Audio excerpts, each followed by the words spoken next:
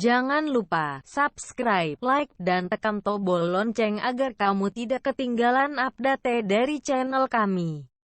Assalamualaikum warahmatullahi wabarakatuh. Jumpa lagi di channel G70. Di video ini, kalian akan belajar tentang Sumpah Pemuda part keempat. Nilai-nilai luhur yang terkandung dalam Sumpah Pemuda adalah: yang pertama, cinta bangsa dan tanah air. Sumpah Pemuda berisi ikrar satu tanah air, satu bangsa, dan satu bahasa, yaitu bahasa Indonesia. Inilah wujud dari rasa cinta bangsa dan tanah air, atau nasionalisme yang dinyatakan para pemuda di tahun 1928. Cinta terhadap bangsa dan tanah air, artinya, kita setia dan bangga terhadap bangsa dan negara Indonesia. 2. Persatuan.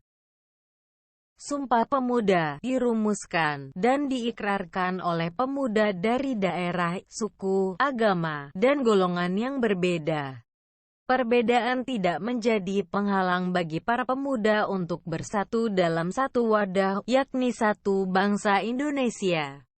Ikrar ini kemudian dilanjutkan dalam bentuk bersatu padu untuk berjuang melawan penjajah demi mendapatkan kemerdekaan. Para pemuda benar-benar sadar, jika berjuang tanpa persatuan, tidak akan menang dan berhasil. Penjajahan tak mungkin berakhir jika rasa persatuan tidak tercipta antar pemuda dan pemudi di seluruh tanah air Indonesia. Bersatu kita teguh, bercerai kita runtuh. Itulah gambaran pentingnya persatuan bagi bangsa Indonesia. 3. Sikap rela berkorban. Rela berkorban, artinya, kesediaan dengan ikhlas untuk memberikan segala sesuatu yang dimilikinya, sekalipun menimbulkan penderitaan bagi dirinya sendiri.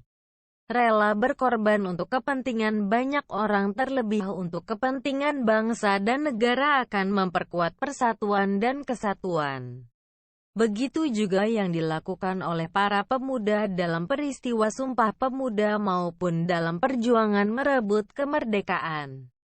Para pemuda dengan ikhlas berkorban untuk bangsa dan negara tanpa mengharapkan imbalan meski telah mengorbankan banyak tenaga dan pikiran demi kemerdekaan bangsa. 4. Mengutamakan kepentingan bangsa. Sumpah Pemuda dan perjuangan pemuda merebut kemerdekaan menunjukkan bahwa para pemuda tak mementingkan daerah atau golongannya masing-masing. Pemuda hanya memikirkan bagaimana bangsa Indonesia dapat bersatu padu untuk mengusir penjajah dan mencapai kemerdekaan. 5. Dapat menerima dan menghargai perbedaan. Perbedaan latar belakang daerah, suku, dan agama peserta Kongres Pemuda tidak menyurutkan tekad pemuda untuk bersatu. Berbagai perbedaan bukan untuk dipermasalahkan, melainkan untuk diterima dan dihargai sebagai sebuah kekayaan bangsa Indonesia. Pemuda menerima dan menghargai perbedaan demi terwujudnya satu bangsa, yaitu Indonesia. 6. Semangat persaudaraan. Semangat persaudaraan dilandasi oleh semangat kekeluargaan.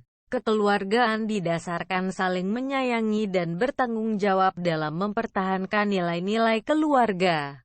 Sikap kekeluargaan dalam masyarakat Indonesia bukan hanya didasarkan oleh ikatan darah. Sebagai sebuah bangsa, bangsa Indonesia adalah bersaudara sehingga harus saling menghormati dan tolong-menolong dengan penuh keikhlasan dan kasih sayang. Dengan tingginya semangat kekeluargaan tersebut, pemuda dan pemudi Indonesia berikrar mengantarkan bangsa Indonesia untuk berbangsa dan bertanah air yang satu. 7. Meningkatkan semangat gotong royong atau kerjasama. Gotong royong berarti bekerja bersama-sama untuk mencapai suatu hasil yang didambakan. Gotong royong merupakan budaya bangsa Indonesia. Gotong royong merupakan suatu usaha atau pekerjaan yang dilakukan tanpa pamrih dan secara sukarela oleh semua warga menurut batas kemampuannya masing-masing. Gotong royong juga memiliki nilai kerjasama. para pemuda telah bergotong royong secara sukarela menurut kemampuannya masing-masing. Kemerdekaan bangsa Indonesia merupakan bukti nyata dari gotong royong dan kerjasama yang dilakukan bangsa Indonesia. Bagaimana dengan kamu sebagai kaum milenial? Berikut ini contoh Sumpah Pemuda gaya milenial. Sumpah demi Allah.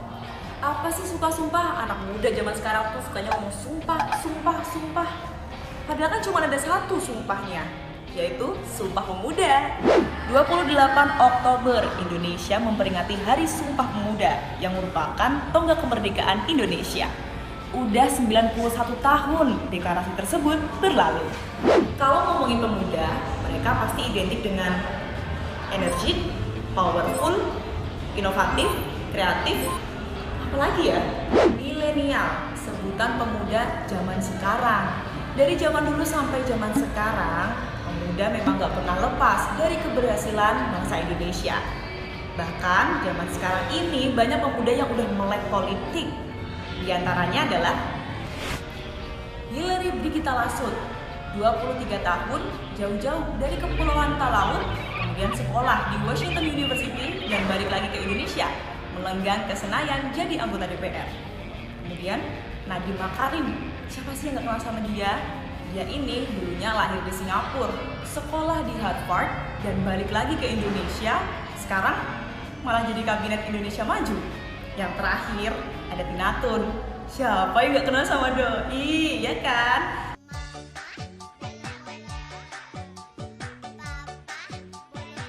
Nah, dia ini sekarang ada di DPRD DKI Jakarta. Eits, gak cuma itu aja, masih banyak generasi milenial yang berkontribusi besar buat Indonesia. Kayak ini. Kontribusi besar buat Indonesia udah ada. Tapi generasi milenial masih hafal nggak sih sama 3 isi Sumpah Pemuda?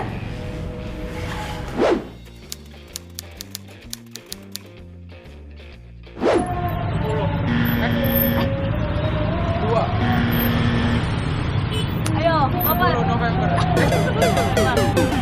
Tahu? Oke. 28 Oktober. Yakin? Bukan, 10. Oke. 28 Oktober. Oke. 28 Oktober. Yakin?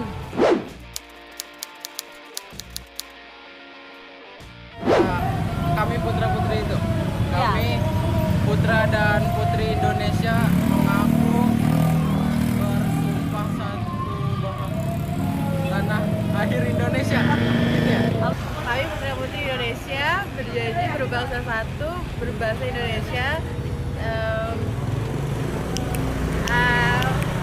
Apalagi? Parah air. Aku nggak tahu. Oke. Pemuda-pemudi Indonesia. Bersumpah? Aduh, nggak hafal. Kami pemuda Indonesia bersumpah berbahasa sebangsa satu, bangsa Indonesia, berbahasa satu, bahasa Indonesia, bertanah air satu, tanah air Indonesia. Nah, itu tadi respon generasi milenial kita. Lu sendiri hafal gak, Ren? Merdeka! Demikian materi pembelajaran kali ini. Kegiatan berikutnya, kalian kerjakan. Aktivitas 5.4. Wassalamualaikum warahmatullahi wabarakatuh.